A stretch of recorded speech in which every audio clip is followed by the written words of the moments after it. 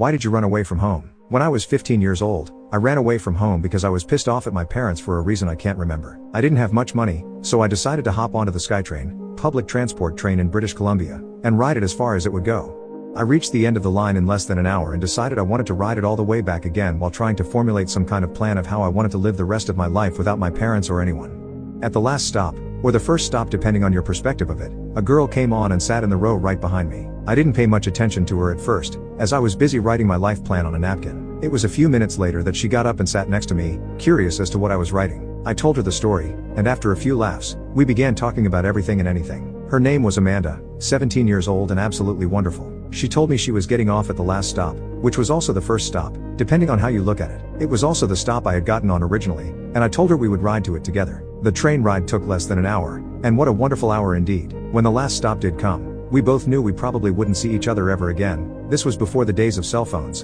and I was a shy little kid afraid to make moves.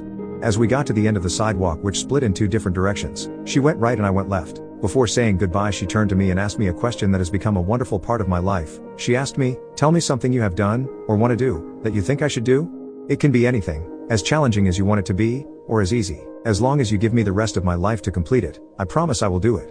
I was confused as to why, but I thought about it, and told her, "Sing an a cappella song in a room full of strangers."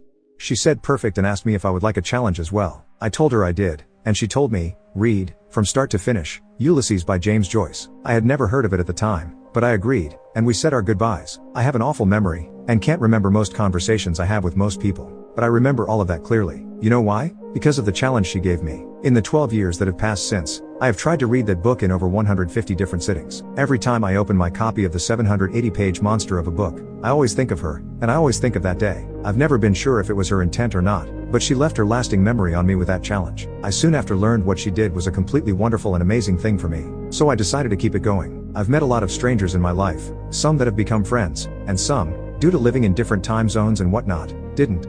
I don't want to just have experiences and then let them go. I want to remember these meetings and embrace the fact that they happened. So whenever I leave someone who has left an amazing impact on my life, I always make sure to add them to my Ulysses bucket list. I ask them to give me a challenge, as difficult or as easy as they want it to be, and regardless of the fact that they have done it or not, simply something their heart has wanted to do.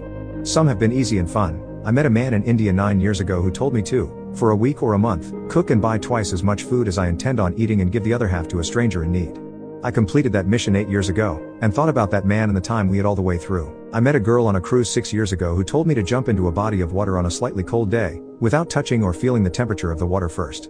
I did that the very same year. I met a couple at an outdoor music festival a few years ago that told me to wear the most bizarre outfit imaginable and walk through a public place, completely oblivious to the